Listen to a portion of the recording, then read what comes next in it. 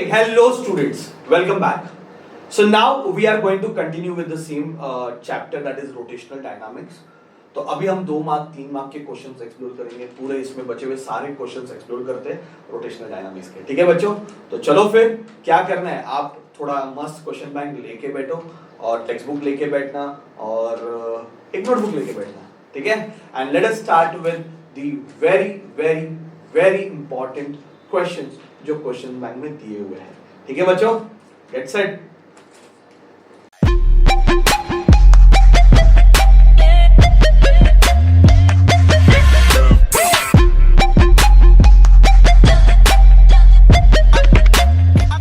First question.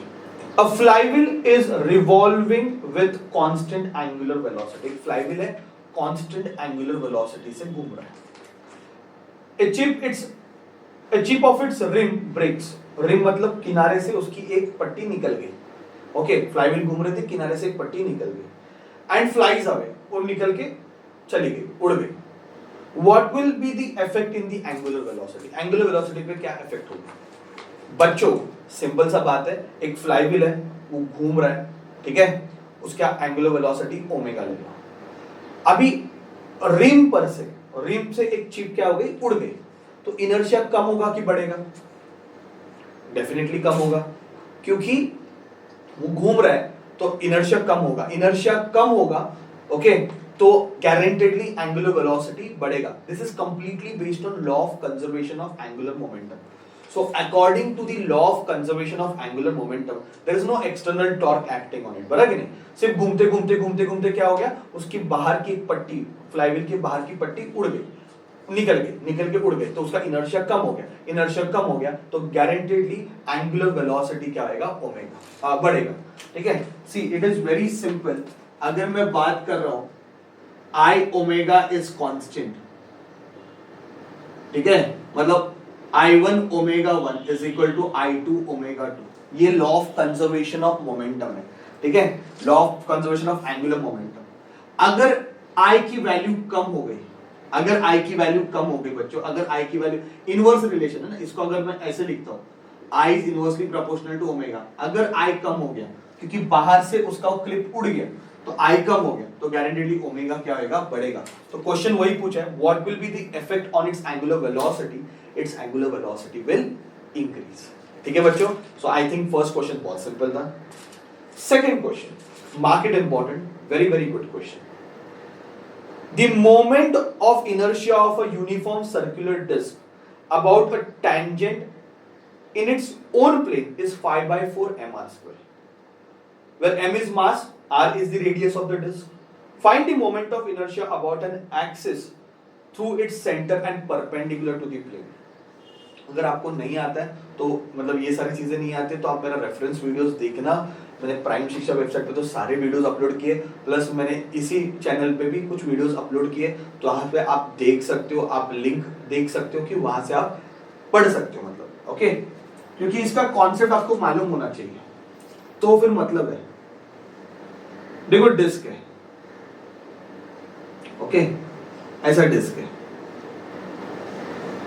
और एक axis in the plane and tangent, ये एक्सिस है, इसके अबाउट मोमेंट ऑफ इनर्शिया दिया हुआ है 5/4 mr स्क्वायर। ठीक है, क्या दिया है, 5/4 mr स्क्वायर, बराबर है। The moment of inertia of a uniform circular disc, okay, the moment of inertia of a uniform circular disk about a tangent in its own plane, उसी के प्लेन में tangent है, थोड़ा फील करने की कोशिश करो, मतलब अगर ये ऐसा डिस्क है तो tangent इधर ही इन दी प्लेन है, एक तो परपेंडिकुलर टू प्लेन होगा और इन दी प्लेन होगा, तो ये जो tangent है इन दी प्लेन है, उसके about moment of inertia 5/4 mr square है। क्वेश्चन पूछा है कि अगर एक्सिस परपेंडिकुलर टू प्लेन और सेंटर से जाता रहेगा तो इसके अबाउट मोमेंट ऑफ इनर्शिया कितना है, मैं इसको IC नाम देता हूं। इसके अबाउट मोमेंट ऑफ इनर्शिया कितना है, फाइंड करना है। तो इसका वैल्यू दिया हुआ है, इसके अबाउट मोमेंट ऑफ इनर्शिया दिया है, इसका वैल्यू पूछा हुआ है। बहुत इंपॉर्टेंट है, ऐसे एग्जाम में क्वेश्चंस आते ही आते ऐसे टाइप के जिसमें वो एक्सिस के साथ खेलेगा। आपको पैरेलल एक्सिस थ्योरम और परपेंडिकुलर एक्सिस थ्योरम मालूम होना चाहिए, तो ये आप इसको यूज कर सकते हो यहाँ। ठीक है, मैं पहले ही बोल रहा हूँ कि मैं ज्यादा डिटेल में नहीं सिखा रहा हूँ, मैंने ऑलरेडी वीडियोस अपलोड किए हुए मेरे पोर्टल पे, आप जाके डिटेल में पढ़ सकते हो। ठीक है, बट कॉन्सेप्ट मालूम रहेगा तो आप कनेक्ट कर पाओगे। एक काम करते हैं ना, ये वाला एक्सिस जो है उसके अबाउट मुझे वैल्यू पता है, डायामीटर के अबाउट फाइंड कर लेते ना, क्योंकि इस टेंजेंट को डायामीटर पैरेलल रहेगा, तो डायामीटर के about moment of inertia find कर लेते हैं, उसको नाम रखते हैं आईडी। ओके, इसको नाम रखते हैं आईडी और ये लगते हैं आईओ। तो ये पॉइंट ओ है, ये सी है सेंटर। ओके, अब मुझे बताओ ये जो एक्सिस है और ये जो एक्सिस है दोनों एक दूसरे को पैरेलल है, क्योंकि दोनों प्लेन में ही है। एक टेंजेंट है, एक टेंजेंट है और एक डायामीटर है, तो टेंजेंट और डायामीटर जो प्लेन में ऐसा प्लेन में ही जो है वो एक दूसरे को पैरेलल रहेगा, तो इधर पैरेलल एक्सिस थ्योरम लगा सकते हैं। ये H is nothing but equal to R। Okay, तो पैरेलल एक्सिस थ्योरम लगाओ, I D is equal to या फिर IO is equal to ID plus MH square, ये फॉर्मूला है। Okay, IO is equal to ID plus MH square. Diameter का मुझे find करना है, इसका पता है 5/4 MR स्क्वायर है, ये वाले हमें पता है। डायमीटर के अबाउट फाइंड करना है प्लस MR स्क्वायर, इसको वहां लेके जाओ, तो ID is equal to 5/4 MR square minus MR square, तो इसका आंसर आएगा, एलसीएम निकालने को आता रहेगा MR स्क्वायर बाय 4। ठीक है, तो डायामीटर के अबाउट मोमेंट ऑफ इनर्शिया मुझे मिल गया। अभी डायामीटर से यहां पे आना कोई बड़ी बात नहीं है, देखो ये डिस्क है। ठीक है, तो हम दो डायामीटर कंसीडर करेंगे, दोनों डायामीटर एक दूसरे को परपेंडिकुलर है, दोनों डायामीटर एक दूसरे को परपेंडिकुलर है। चलो ये आईडी, तो इसका भी आईडी रहेगा, दोनों डायामीटर ही है, दोनों एक दूसरे को परपेंडिकुलर ही है। और ये मुझे फाइंड करना है, ये वाला मुझे फाइंड करना है आईसी, इसके अराउंड। तो परपेंडिकुलर एक्सिस थ्योरम लगाओ, सपोज ये एक्स एक्सिस है, ये वाई एक्सिस है, ये जेड एक्सिस है, तो हम क्या लिखते हैं, I Z is equal to I X plus I Y. ये कौन सा है, परपेंडिकुलर एक्सिस थ्योरम। ये कौन सा है, पैरेलल एक्सिस थ्योरम।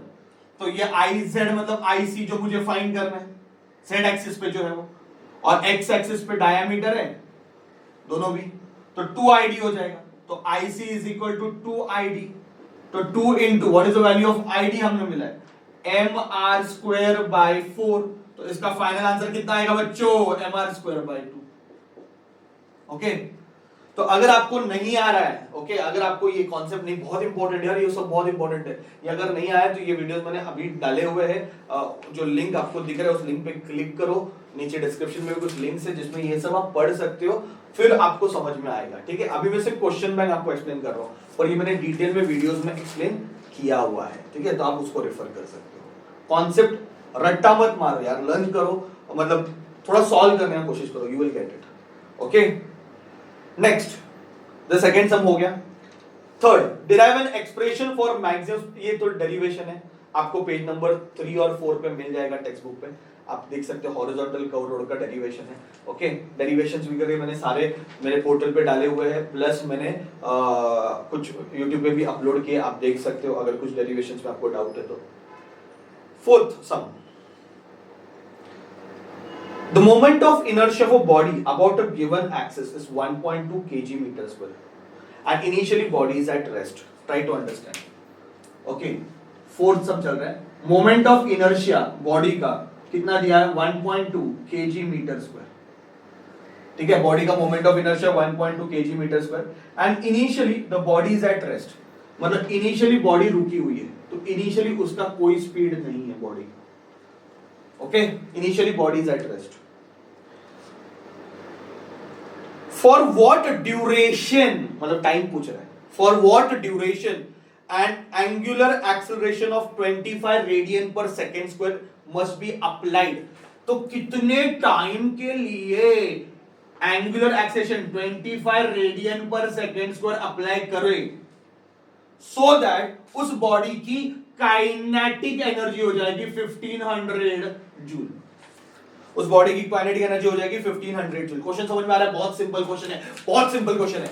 बॉडी का मोमेंट ऑफ इनर्शिया दिया हुआ है 1.2, बॉडी इनिशियली रेस्ट में, मतलब उसकी काइनेटिक एनर्जी कितनी है 0, फिर उसको घुमाना चालू किया तो कितने टाइम के लिए घुमाओ, ये एक्सेलरेशन है, क्योंकि एक्सेलरेशन रहेगा तो स्पीड बढ़ते जाएगा, तो ये एंगुलर एक्सेलरेशन है। 25 रेडियन पर सेकंड स्क्वायर का एंगुलर एक्सेलरेशन लगाने के बाद कितने टाइम के लिए मैंने उसको लगाया, ताकि उसकी काइनेटिक एनर्जी कितनी हो जाएगी 1500 जूल। ऐसे सब क्वेश्चन पढ़ के ना, अगर स्मार्टली तुम लोग सोचोगे तो ये सब काइनेमेटिक में सॉल्व होते हैं। इनिशियली रेस्ट में था, फिर चलना चालू, तो काइनेमेटिक इक्वेशन में ही सॉल्व होने वाला है, ठीक है, क्योंकि हमें टाइम चाहिए, तो टाइम तो काइनेमेटिक से ही मिलेगा। अभी काइनेमेटिक इक्वेशन मालूम है कि नहीं, आई डोंट नो, पर चलो मैं आपको बता देता हूं क्या है, बहुत सिंपल सा चीज है। देखो, omega is equal to omega not plus alpha T, theta is equal to omega naught T plus half alpha T square, and omega square is equal to omega not square plus 2 alpha theta. ये तीन kinematic equations है। अरे ये angle में लिखे बचपन में पढ़ा रहेगा, v is equal to U plus A T, S is equal to U T plus half A T square, V square is equal to U square plus 2as। ये बचपन में पढ़े रहेंगे ना तुम लोग ने, वही है, यही है काइनेमेटिक इक्वेशंस। ये एंगल के फॉर्म में दिए हुए, ये लीनियर के फॉर्म में। तो मुझे देखो, सिंपल सा बात है, मुझे पता है कि इनिशियली और रेस्ट में, दिमाग लगाना, इनिशियली और रेस्ट में कितने टाइम के बाद, टाइम फाइंड करना, अल्फा पता है, एनर्जी इतनी होनी चाहिए 1500 जूल। तो मैं क्या करता हूं, मेरा ध्यान रहेगा भाई सिर्फ ओमेगा निकालो। एक बार मुझे ओमेगा मिल गया ना, मुझे टाइम मिल जाएगा। Do you agree with me? By using first kinematic equation. So मेरा पूरा ध्यान जो है वो ओमेगा फाइंड करने में है कि भाई ओमेगा कहां से मिलेगा। तो काइनेटिक एनर्जी का फॉर्मूला हमने पढ़ा है, half I omega square, rotational motion का, बॉडी तो रोटेशनल मोशन कर रही है ना, तो half I omega square, half M V square मत लगाना, वो लीनियर मोशन के लिए, रोटेशनल मोशन के लिए क्या है, हाफ आई ओमेगा स्क्वायर। तो काइनेटिक एनर्जी कितनी है 1500 is equal to half I की वैल्यू 1.2 ओमेगा स्क्वायर। चलो देखते हैं, 2 1 2 0.6, तो ओमेगा स्क्वायर इज 1500 अपॉन 0.6 यहां पे जाएगा, तो इसको मैं 6 into 10 लिखता हूं यार, चलेगा। तो 3 2 3 500 2 1 2 250, मतलब ओमेगा की वैल्यू 50 रेडियन पर सेकेंड आएगी। चेक करो, ओमेगा की वैल्यू कितनी आएगी 50 रेडियन पर सेकेंड। अभी ये 50 है, इनिशियली रेस्ट में अल्फा 25 है इनटू टी, तो टाइम क्या रहेगा 50 अपॉन 25, तो आंसर इज 2 सेकेंड्स। तो 2 सेकंड के लगाना पड़ेगा, ऐसे सम सॉल्व करना। अच्छा सम है, मस्त सम है, काइनेमेटिक इक्वेशन भी यूज हो रहा है, प्रैक्टिस करो। अरे यही सम आएगा बोर्ड एग्जाम में जरूर नहीं, पर ऐसे टाइप के सम्स आएंगे ना, ऐसे टाइप के थोड़े और एक्स्ट्रा सम सॉल्व करोगे, कॉन्फिडेंस डेवलप हो जाएगा। ठीक है बच्चों, I hope you are getting this right. So now all the 4 questions I have solved, just copy down, just note down all the things, then we'll go for the next one. Yes my dear student, let us go for the next one, that is sum number 5. Again it is a very simple sum. एक bucket है containing water and tied at the one end of the string, rope 5 meter long, और उसको ऐसा rotate किया, vertically घुमाया, okay? तो we have to find number of rotation per minute so that the water in the bucket may not spill out. देखो बहुत simple way में हम इसको सॉल्व कर सकते हैं बच्चों। पहले तो कॉन्सेप्ट पता होना चाहिए कि भाई पानी बकेट में से क्यों नहीं गिरेगा। एक बकेट को आप वर्टिकली घुमा रहे हो, एक बकेट को आप वर्टिकली घुमा रहे हो, ओके, बकेट है उसमें पानी है, उसको धागा, इसको रस्सी बांध के ऐसे वर्टिकली घुमा रहे हो। वर्टिकली घुमाने के बाद सबसे टॉप पोजीशन पे जब बकेट रहेगा तो पानी नीचे गिर सकता है, पर नहीं गिर रहा है। Why water is not spilling out? That's what you have to understand. कि जब ऊपर एकदम टॉप मोस्ट पोजीशन पे जब वो बकेट रहेगा तो उसमें से पानी नीचे क्यों नहीं गिर रहा है? क्योंकि बच्चा ये सर्कुलर मोशन कर रहा है। आपको पता है कि सर्कुलर मोशन में बाहर की तरफ सेंट्रीफ्यूगल फोर्स लगता है जो गारंटेडली इसके वेट को क्या कर रहा है, बैलेंस कर रहा है। पानी नीचे इसलिए नहीं गिर रहा है, पानी नीचे क्यों गिरेगा पहले ये सोचो। आप ऐसा बकेट को उल्टा कर दो तो पानी नीचे गिर जाएगा। क्यों नीचे गिर जाएगा? क्योंकि उसका वेट उसको नीचे लेके आएगा। पर अगर आप घुमा रहे हो उस बकेट को, टॉप पोजीशन पे पानी नीचे नहीं गिर रहा है क्योंकि उसके वेट को किसी ने तो बैलेंस किया है। तो किसने बैलेंस किया है? सेंट्रीफ्यूगल फोर्स ने। तो दैट्स अ कांसेप्ट, इसी पे सॉल्व करना है सबको। ठीक है, इतना इजी कॉन्सेप्ट है कि weight is balance by centrifugal force. Centrifugal force, centripetal force का फॉर्मूला सेम है, mr ओमेगा स्क्वायर, वेट का formula mg। So that is the concept. इस पे सम सॉल्व होगा। अभी अपने को क्या क्या दिया हुआ है कि भाई 5 मीटर की रस्सी है, ओके, ये दिया हुआ है, उसको गोल गोल गोल गोल घुमा रहे, तो कितना फ्रीक्वेंसी रहेगी, ओके, कितने फ्रीक्वेंसी से अगर मैं घुमाऊंगा ताकि वो नीचे ना गिरे, okay, by what frequency I will rotate so that that water will not spill out. Frequency आपको कहां से मिलेगी, ओमेगा से मिलेगी, बराबर है कि नहीं। ओमेगा का फॉर्मूला क्या है, 2 पाई f, तो ये mm कैंसिल कर दो, तो r omega square is equal to क्या आ जाएगा बच्चा, g, ओके। ओमेगा के बदले 2 पाई f डाल दो, तो 2 pi f the whole square is equal to g। अपने को फ्रीक्वेंसी से मतलब है, तो r into 4 pi square f square is equal to g। तो what is f square, f square is equal to g upon 4 pi square, okay, 4 pi square, बराबर है कि नहीं, g upon 4 pi square r। तो सब value substitute कर दो, तो f square is equal to g का value 9.8 upon 4 pi square, that is 4 into pi को मैं ऐसे लिख रहा हूं फिलहाल, पाई स्क्वायर इंटू रेडियस कितना दिया, 5 दिया हुआ है, 4 5 are 20 होता है बच्चा, तो इट इज 98, मैंने तो 98 लिखा, इंटू 10 रेज टू माइनस 1, इसका -1 बाहर निकाला, upon 20 pi square, 2 10s are 249, तो ये 10 ऊपर जाएगा तो क्या आएगा, 49 into 10 raise to minus 2 upon pi square. तो 49 into 10 raise to minus 2 upon pi square, है ना। तो ये f स्क्वायर है। अभी आपको समझा रहेगा मैंने क्यों ऐसे किया, बिकॉज f स्क्वायर है तो वहां पे कुछ परफेक्ट स्क्वायर रखे, थोड़ा मैंने काम आसान कर दिया। 7 into 10 raise to minus 1 upon 3.14 hertz. Question ठीक से पढ़ो, उसने क्या लिखा है, फाइंड रोटेशन पर मिनट, की भाई 1 मिनट में कितना होता है, तो इधर ही कर लो ना, कैलकुलेशन इजी हो जाएगा। तो 7 into 10 raise to minus 1 upon 3.14 into 60 कर दो, इंटू 60 करोगे तो आपको मिलेगा रोटेशन पर मिनट। क्या मिलेगा आपको, रोटेशन पर मिनट, इतना सिंपल है। तो ये हर्ट्ज से रोटेशन पर मिनट कन्वर्ट मारा, इधर ही कन्वर्ट मारा, इधर ही कन्वर्ट मारा। चलो फिर सॉल्व करते हैं। Anti log of, log solve कर रहा है मैं, अभी मैं लॉग सॉल्व कर रहा हूं बच्चा, मैं लॉग सॉल्व कर रहा हूं। ये 10 रेज टू माइनस 1 को बाहर रखते हैं, ओके। चलो 7 का लॉग, 7 मतलब अपने को क्या देखना है, 70 देखना है, बराबर है। 7 मतलब अपने को 70 देखना है, तो लॉग बुक निकालो, 70 देखो 0.8451, 0.8451, 60 मतलब 1 पॉइंट, 60 मतलब 1 पॉइंट, 60 का लॉग क्या है, 7782, 7782। लॉग बुक यूज करो बच्चों, मेरे साथ सॉल्व करो चाहिए तो। 2 + 1 3, 8 + 5 8 + 5 कितना होता है, 13, 1, 7 + 4 is 4 + 5 8 12, ओके 16। सबसे ज्यादा टेंशन तो एडिशन में ही आता है मेरे को। और 3.14 का लॉग देखो 0.4969 है, वो इधर माइनस कर दो 0.4969। देखो इन दोनों का लॉग मैंने ऐड कर दिया और इसका लॉग जो इधर लिखा था माइनस कर दिया, ओके 4969। चलो 13 में से 9 गया, कितना है 9 10 4 आ गया, फिर 12 में से 6 गया 6 आ गया, फिर 11 में से 9 गया, 11 में से 9 गया 2 आया, ओके 5 में से 4 गया 1 आया, और ये वैसे ही है 2, ओके। तो मुझे फाइंड करना है 0.1264, 0.1264 एंटी लॉग का 0.1264 641, तो 1338 133.8 हो जाएगा इंटू 10 रेज टू माइनस 1, तो इसका आंसर आएगा 13.38 आरपीएम। चेक करो आंसर क्या लिखा हुआ है, 13.38 है कि नहीं है, कि कितना आंसर आया, let us check it. Oh so finally we got the answer 13.38।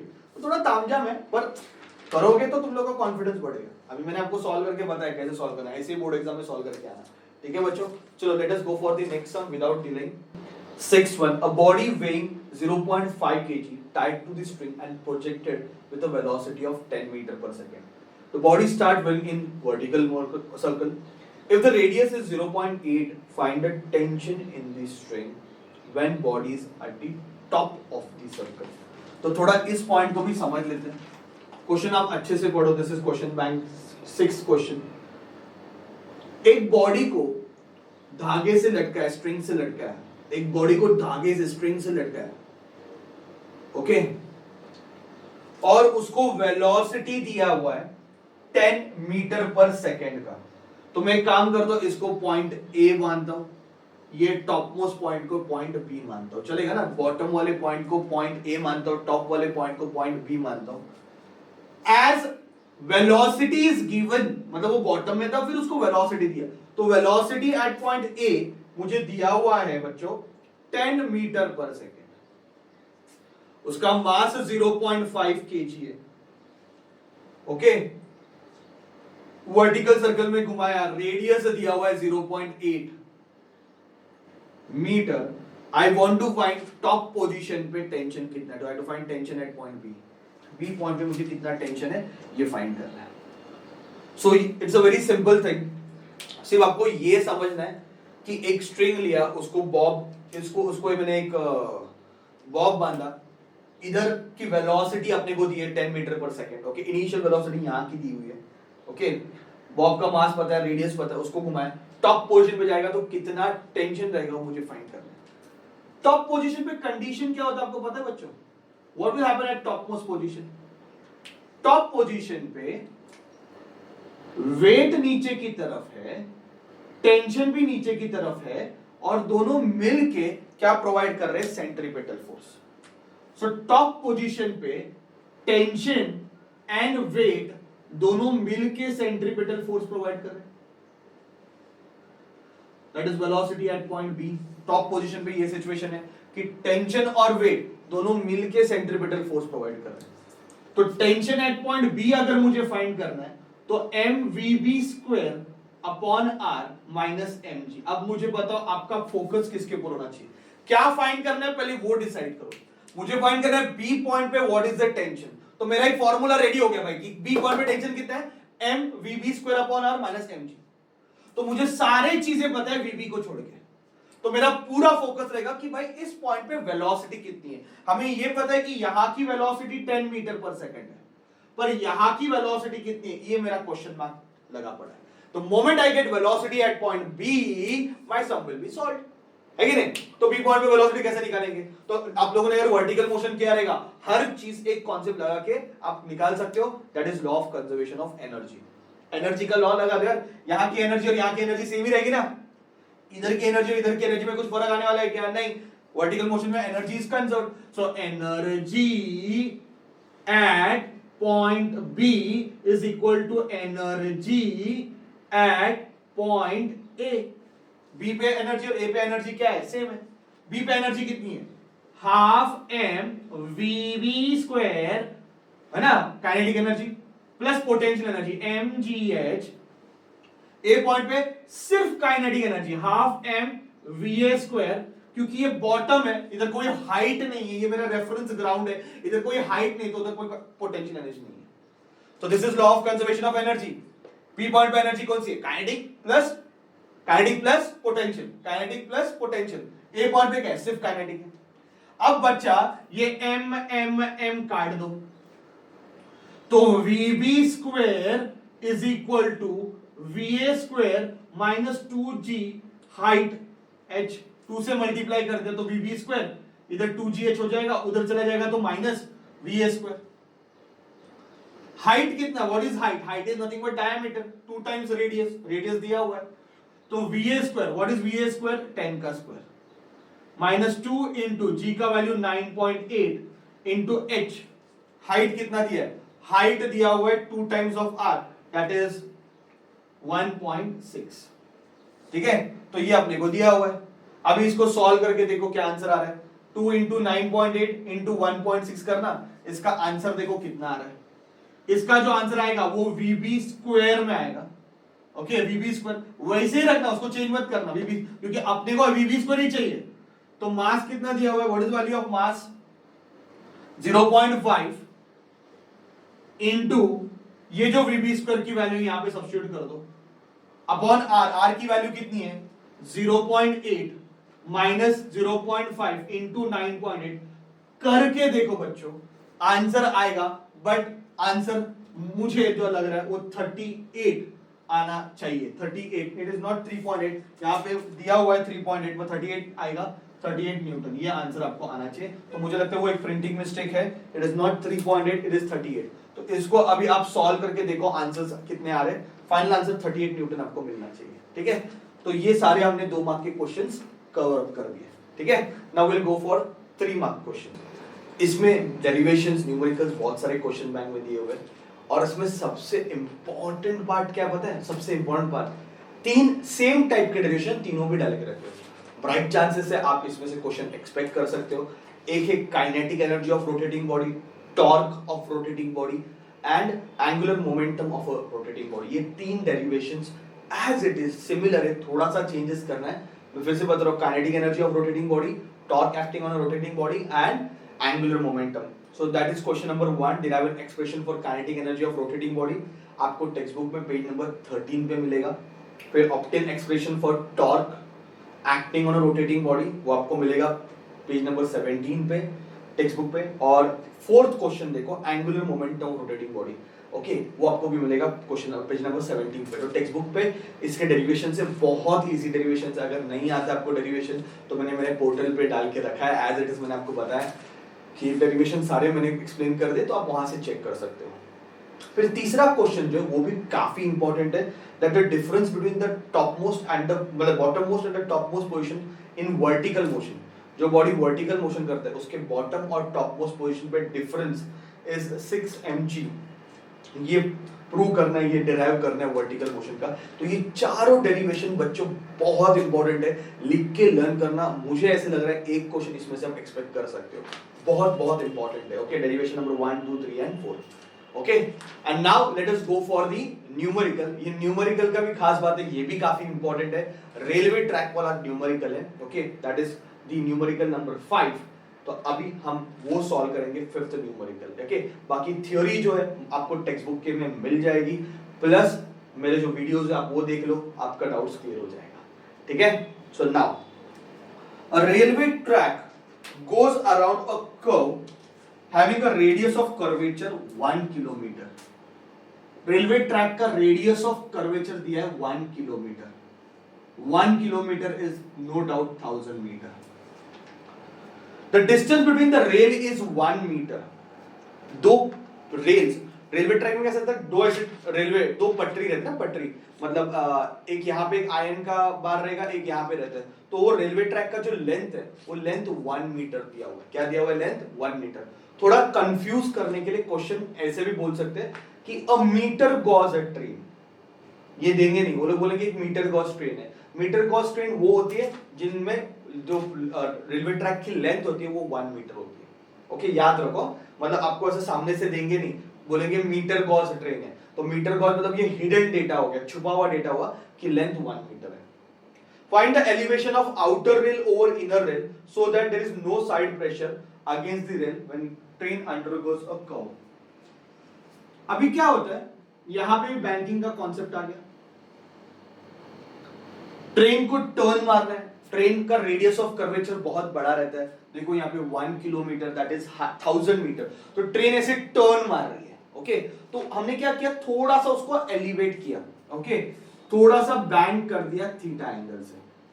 हमें क्वेश्चन क्या पूछा पता है, you have to find elevation of outer rail over inner rail. ये आउटर रेल है और ये इनर रेल है, तो आउटर रेल को उठाया उसने, तो ये एलिवेशन, ये h मुझे फाइंड करना है बच्चों, मुझे ये h फाइंड करना है। I want to find elevation of outer rail over inner rail. तो और ये ट्रेन की लेंथ है जो कि 1 मीटर दी हुई है, and I want to find h। Okay, so I hope diagram is very clear. इस सब में डायग्राम ड्रॉ करना बहुत जरूरी है, वेरी इंपॉर्टेंट है।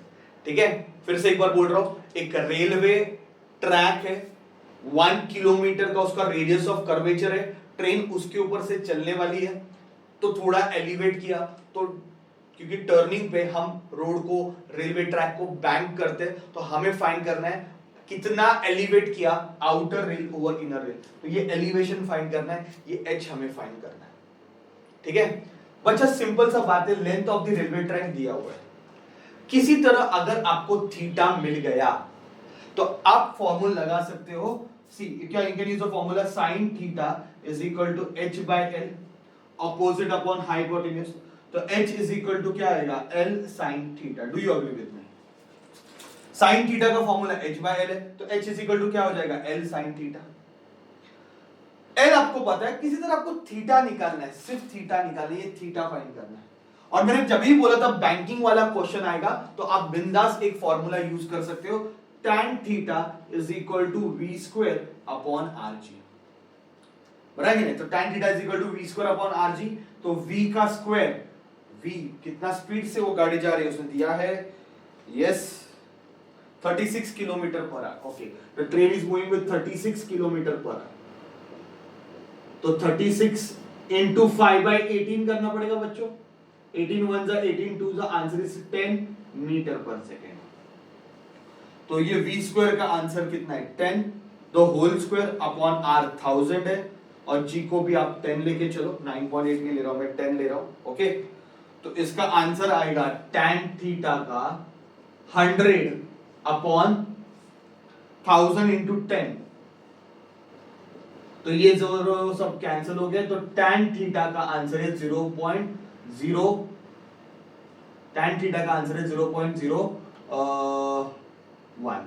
ओके, सो tan थीटा का आंसर 0.01 आया आपने को, ठीक है।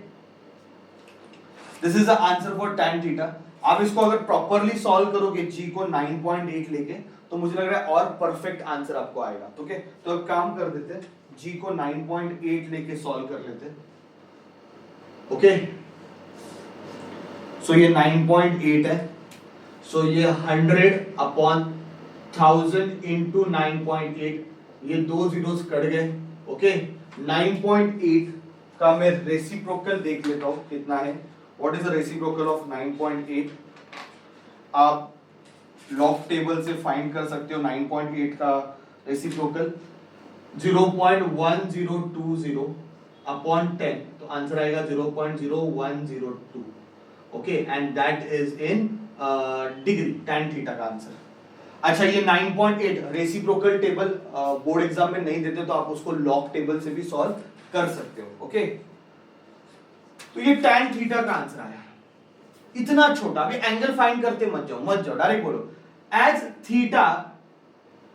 Okay, tan theta is approximately equal to sin theta as theta is very small। अभी बहुत छोटा एंगल है, ज्यादा एलिवेट नहीं करेंगे इसको, ट्रेन को ज्यादा एलिवेट नहीं करेंगे, तो ये वैल्यू इतनी छोटी इतनी छोटी इतनी छोटी कि सेम आएगी value tan theta sin theta की वैल्यू सेम ही रहने वाली है, क्योंकि थीटा इज वेरी स्मॉल।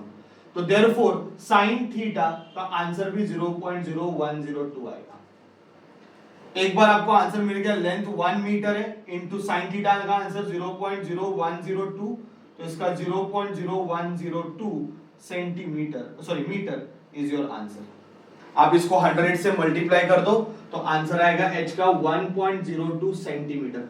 देखो ये आंसर वहां पे दिया हुआ है।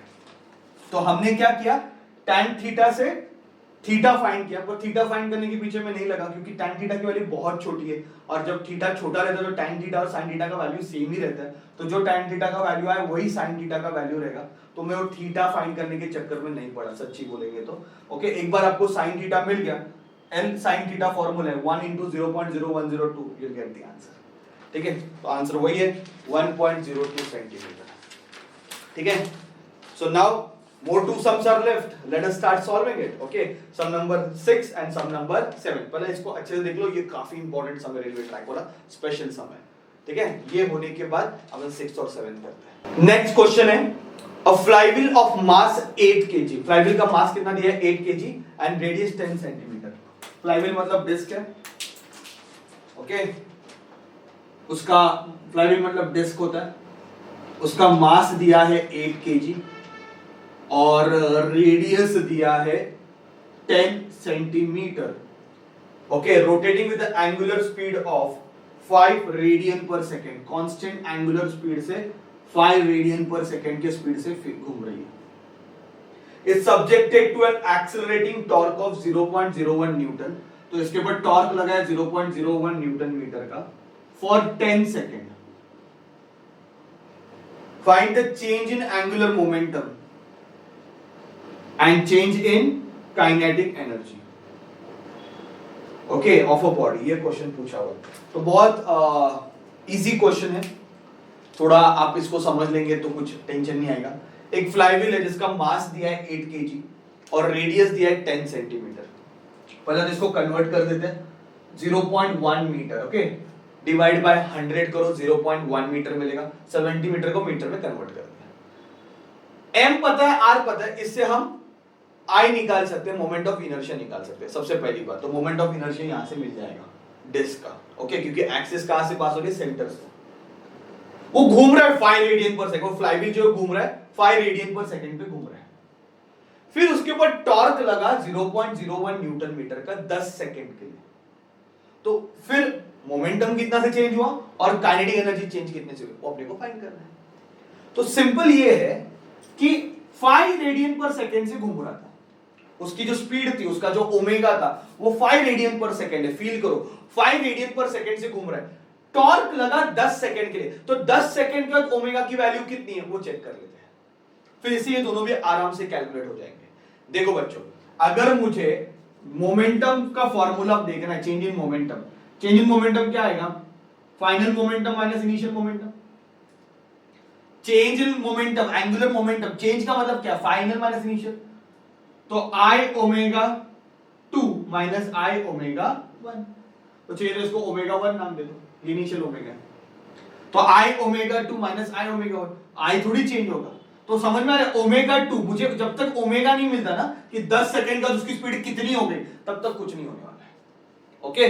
तो चलो फिर एक काम करते, इसको नॉट ही रखते, ज्यादा कंफ्यूजन नहीं चाहिए, इनिशियल को हम नॉट ही रखते। तो अभी मैं भाग रहा हूं ओमेगा के पीछे, मुझे ओमेगा चाहिए। सबसे पहले I मिलेगा, I moment of inertia. Formula क्या है, mr²/2 ओके। डिस्क का मोमेंट ऑफ इनर्शिया का फॉर्मूला क्या है, mr²/2।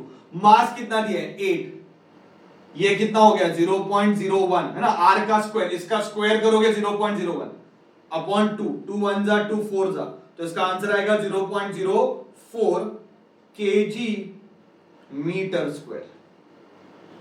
ये I हो गया। फिर टॉर्क का फॉर्मूला है I अल्फा। टॉर्क का फॉर्मूला क्या है, I अल्फा, क्योंकि टॉर्क पता है I पता है, ये फर्स्ट स्टेप है। तो अभी मैं अल्फा निकाल सकता हूं, alpha is equal to tau by I। Torque कितना लग रहा है 0.01 और I की वैल्यू कितनी मिली 0.04 ओके। 2 नंबर पहले पॉइंट है, 2 नंबर पहले पॉइंट है, कैंसिल हो गया, तो 1/4 रेडियन पर सेकेंड स्क्वायर। ये किसका वैल्यू हो गया, अल्फा का। अब मुझे फाइंड करना है 10 सेकंड के बाद ओमेगा कितना है, तो काइनेमेटिक इक्वेशन यूज करेंगे। इनिशियली 5 था, 10 सेकंड का कितना है, तो फॉर्मूला क्या है, omega is equal to omega not plus alpha t. सारे फॉर्मूले जवाब में, this is first kinematic equation, तो वो मैंने लगाया। ओमेगा नॉट इनिशियल वैल्यू कितना था 5 प्लस अल्फा क्या है 1/4। टाइम कितना है, टाइम इज 10 सेकंड के बाद, 4 1 जा 4, 2.5 जा, तो इसका आंसर आएगा 7.5 रेडियन पर सेकेंड। तो this is omega after 10 second, this is value of omega. एक बार आपको ओमेगा मिल गया, एक बार आपको ओमेगा मिल गया, तो मुझे लग रहा है आपको change in angular momentum find करना बड़ी बात नहीं। What is change in angular momentum, it is final angular momentum minus initial angular momentum. So it is I omega minus I omega naught, I common निकालो, omega minus omega naught, change find करना है ना, तो final minus initial. तो I की value कितनी आई, what is value of I की वैल्यू आई 0.04, omega minus omega naught, what is omega 7.5 minus 5, 7.5 minus 5, तो इसको मैं 4/100 लिखता हूं इनटू, ये 2.5 है तो 25/10 लिखता हूं। 25 4 जा 100, 100 कैंसिल, आंसर आएगा 0.1। चेंज है okay, change in angular momentum delta है, तो वैल्यू कितना आया 0.1, इधर इसका यूनिट लिख देना, ठीक है। एक बार आपको डेल्टा एन मिल गया, फिर change in kinetic energy is again a very simple thing. What is change in kinetic energy? Final kinetic energy minus initial kinetic energy. Formula क्या? Half I omega square minus half I omega not square, बराबर है। अब ये half I common निकालो, अंदर क्या बचेगा? Omega square minus omega not square. तो हाफ आई की वैल्यू कितनी है? आई की वैल्यू मिली 0.04, 0.04 ओमेगा स्क्वायर दैट इज 7.5 का स्क्वायर माइनस 5 का स्क्वायर, तो ये हो जाएगा 0.02। तो 0.02 ये आएगा 7.5 प्लस 5 और ये आएगा 7.5 माइनस 5। तो 0.02 इंटू ये आएगा 12.5, बराबर है, इंटू 2.5, इसको कुछ 0.625 ऐसा कुछ आंसर इसका आता है। ओके, तो ये जूल में रहेगा। जो भी यूनिट लिख लो, इधर भी यूनिट लिख लो, इधर यूनिट क्या आएगा? केजी मीटर स्क्वायर पर सेकेंड, ओके, और उधर जूल आएगा। आंसर चेक करो, 0.1 और 0.625। सिंपल है, बहुत बहुत इंपॉर्टेंट है ये समझना। इनिशियल इतना था, मैंने ओमेगा फाइंड किया, चेंज फाइंड करना था तो ओमेगा फाइंड करना पड़ा। तो पहले क्या फाइंड करना है उसके ऊपर सोचो, then start solving, maybe you will get more appropriate answers. Okay, so एक और लास्ट सम है आपके लिए, that will do it, very easy sum, ठीक है। पहले ये नोट डाउन करो, अच्छे से कॉपी करो, ओके, और समझ के लो क्या किया है solve. So this is the last sum from this chapter of circular motion, that is rotational dynamics. Two wheels of moment of inertia 4 kg meter square rotates by side at the rate of 120 rpm and 240 rpm. Okay. तो बच्चों दो wheel है, ठीक है। Let me call this as wheel 1, okay, and this is wheel 2, okay, wheel 1 and wheel 2, दोनों का moment of inertia same है। इसका मोमेंट ऑफ इनर्शिया है 4 kg मीटर स्क्वायर, इसका भी वही है 4 kg मीटर स्क्वायर, और ये रिवॉल्व हो रहा है। इसकी फ्रीक्वेंसी में n लिख रहा हूं, f लिखोगे तो भी चलेगा। 120 आरपीएम है और इसकी फ्रीक्वेंसी 240 आरपीएम है।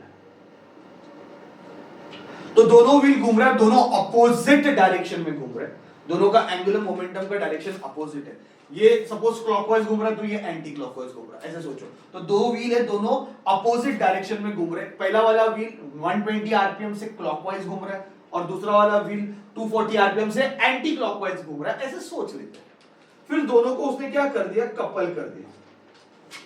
ओके, अभी ये बात का सिचुएशन आ गया, अभी कपल कर दिया। कपल करने के बाद मुझे बताओ इनर्शिया जो हो जाएगा वो हो जाएगा I1 प्लस I2।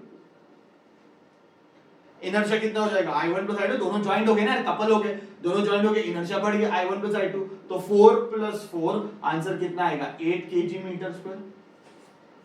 तो ये होने के बाद नया स्पीड ऑफ रोटेशन कितना है मुझे फाइंड करना है, मुझे न्यू n फाइंड करना है।